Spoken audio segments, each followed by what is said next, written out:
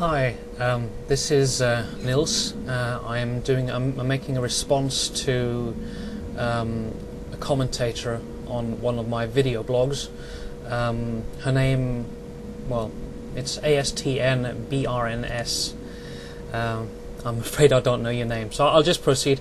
Thank you very much for the video comment. I appreciated it a lot. You raised a lot of very interesting questions, to which I wanted to respond with a number of counterpoints, but also a number of questions addressing your issues. Now, I wanted to first of all congratulate you on not taking the Bible 100% literally. I think that this is essentially a huge mistake to do. A literal, inerrant reading of the Bible simply doesn't work for a number of reasons. But talking about the issue of hell, I'm certain that you are familiar with the Judaic expression Sheol. Now, of course, in the New Testament, the hell which is mentioned is not the fire and brimstone hell of evangelical New Testament theology. They do in fact refer to Sheol, which translates as the common grave. The theology, the ideology behind this is, of course, that if you do embrace God, you will be raised from the common grave, but if you do not, then you will remain dead. And this is essentially why there is complications between the New Testament and Old Testament theology, which has led to a lot of ink being spilled. Of course, what you are describing is, I would say, a rather good description of Sheol as the common grave. You mentioned that separation from God is torture. And I think that this is a far more reasonable attitude to hold than the fire and brimstone brigade, which really compares God's omnibenevolence to, well, threatening behavior, intimidation, coercion even. But I did want to ask you the question, do you really think that for an atheist or for a non-Christian, separation from God would be torture, since they have never known God in the first place? If somebody has never tasted chocolate, they will not miss not having tasted chocolate. So to me, although it may be a very, very real reality, to you, separation from God, to me, it really doesn't mean that much. Now, you move on to making another interesting point, in which you claim that not choosing God is essentially choosing the antithesis of God. Is this really how you feel about it, though? I think that you are inherently creating a polarization of views. It's either God on one side or eternal darkness on the other. I just don't think that that is accurate. Of course, unless, of course, you are taking a very literal view of the Bible, as I've already mentioned, this notion doesn't really exist. You either accept God and are raised from the dead, or you do not and remain in the common grave.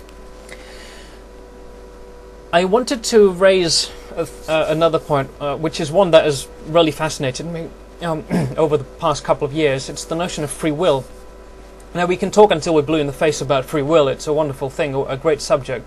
But I think that if there is one human being in supposed history that never had free will, I think that would have been Jesus Christ, Jesus of Nazareth. Especially when one considers the predeterminism, which is the natural conclusion of God's omniscience, as well as the fact that everything that is present in the New Testament, to a certain extent, is mentioned in the prophecies of, well, Ezekiel and others. So I don't think that it is a legitimate thing to claim that Jesus had free will, because if Jesus had decided not to do any of the things that were mentioned in the prophecies, what would he have been? He would have just been another person. But since everything was predetermined, he had no choice in this. He had no free will. I just wanted to broach on one small subject, again, which does touch on the polarization of views. It's the false dichotomy, the false dilemma of hell and heaven.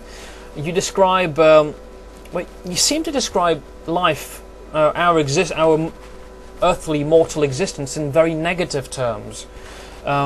You seem to be rejoicing to the possible reality of heaven with quite some glee. But is your life really hell? I mean, yes, of course, existence does have quite a lot of negatives. Human beings are scum for the most part. We have done some of the worst things in history. We continue to do these things. Life in itself is a struggle. But what about all of the wonderful achievements that we have? What about all the beautiful things that we do?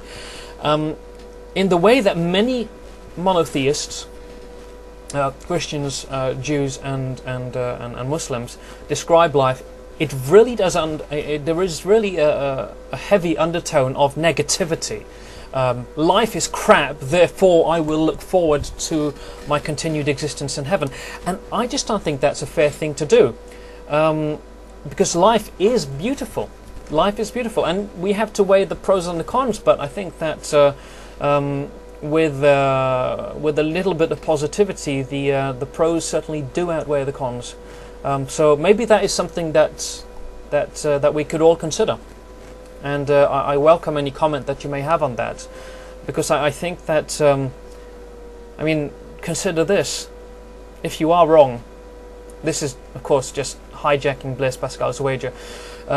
If you are wrong, and there is no God, no afterlife, consider the possibility that you are now leading your life with negativity in it, and that when you die, that's it. You will have had an entire life filled with negativity and aspiration to a world that does not exist. So isn't it simply better, isn't it safer, as Pascal puts it, to live life as it is, and whatever comes thereafter is a bonus? You know. So I hope that you are able to find something a bit more positive in this life, whether it be family or friends or just altruism in one sense or another. But this pretty much covers some of my comments, or all of my comments on your video response. But I did want to just leave a closing note and congratulate you for keeping an open mind and for seeking answers to questions that we have. I think that when we stop looking for answers, well, we've pretty much lost the battle. So peace be with you. Look forward to hearing from you. Bye bye.